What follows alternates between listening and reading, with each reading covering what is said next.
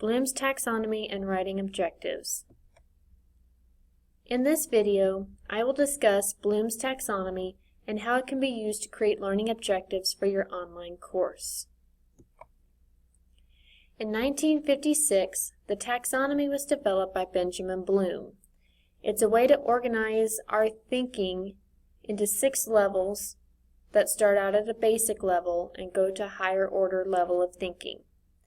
All learning will fit into one of the 3 psychological domains. These 3 domains are cognitive, affective, and psychomotor. The cognitive domain is how we think, how we comprehend, how we organize. The affective domain is how our students' emotions are towards learning. And the psychomotor domain is our basic motor skills, how coordinated we are. Each domain is broken down into subcategories. In today's video, we're going to concentrate on the cognitive domain. In the cognitive domain, we process information, we process knowledge, and it has 6 levels in the cognitive domain. In the 1990s, Lauren Anderson, a former student of Bloom, revisited the taxonomy and made a few slight changes. The nouns became verbs, and there was some rearrangement within the taxonomy.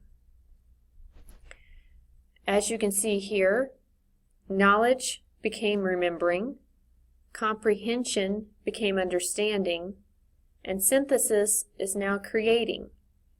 And if you notice, the 2 top levels of the domain have flip-flopped from the original to the new.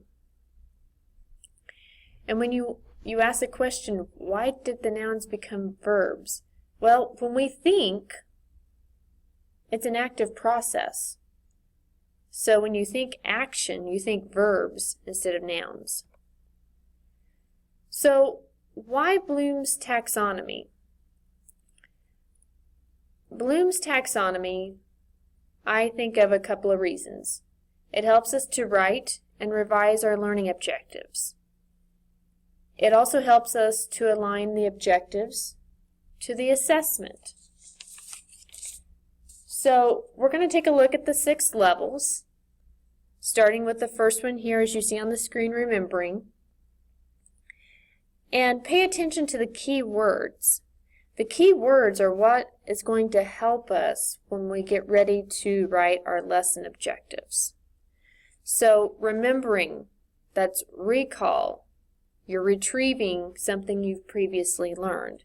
So some of the examples, you recite a policy, you quote prices from memory, you recite safety rules. So the key words when we get ready to write lesson objectives will be defines, describes, identifies, knows. So recall, this is the basic level. Then we move up to level 2, which is understanding, comprehending the meaning, translation, interpretation. So examples would be to rewrite the principles of test writing. Explain in your own words the steps for performing a complex task. So when we write the lesson objectives, again, the key words, comprehends, defends, explains, infers, interprets. The 3rd level is applying.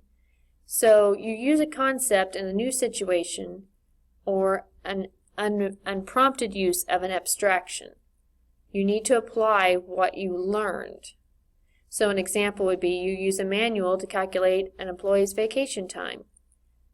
You learned something in the book and then you applied it.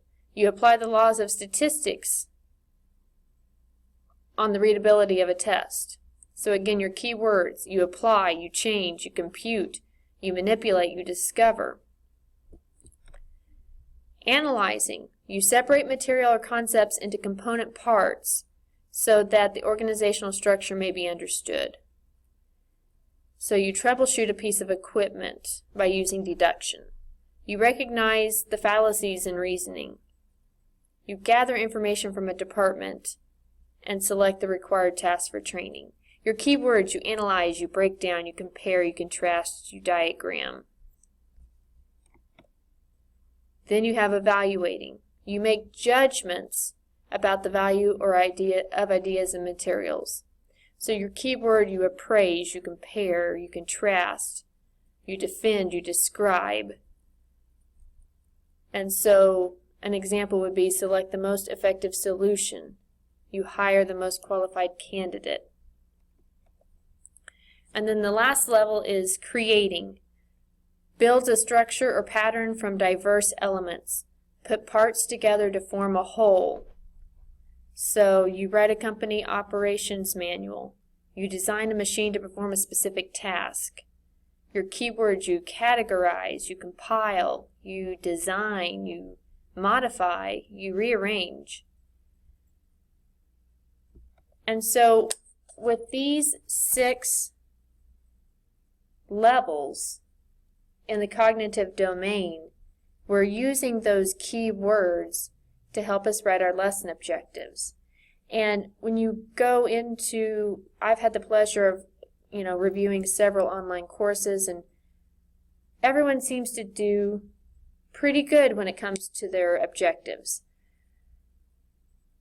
We just need to get a little bit better. We need to make sure they're specific and measurable. Those are the 2 parts of lesson objectives that seem to be left out.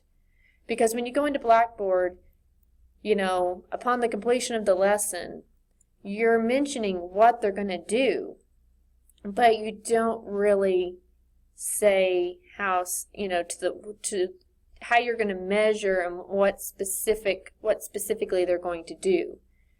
The objectives are based on student performance, not the teacher activity.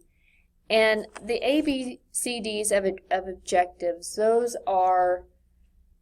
that's the model that I like to look at when I'm going to write a lesson objective.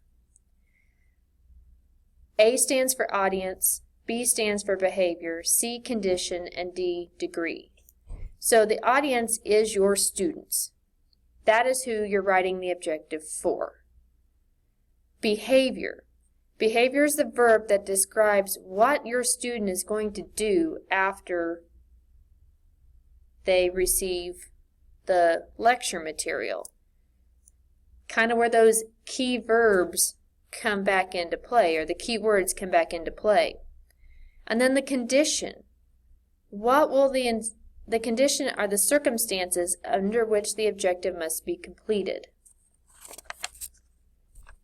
And then finally, D, degree. The degree identifies the standard that the student must meet to reach the acceptable performance. So, your audience, you've got the keyword, the behavior, then the condition. What are the circumstances that it's going to be completed, and to what degree? So like, upon the completion of the lesson, your student is going to complete 4 out of 5 problems correctly on the Pythagorean theorem. So I really like how Bloom's taxonomy can get us thinking more critically, and then in turn that will help us write our lesson objectives and have them be specific and measurable. Thank you for attending or viewing this video on Bloom's taxonomy and lesson objectives. If you have any questions, please contact OTC online at otc.edu. Thank you.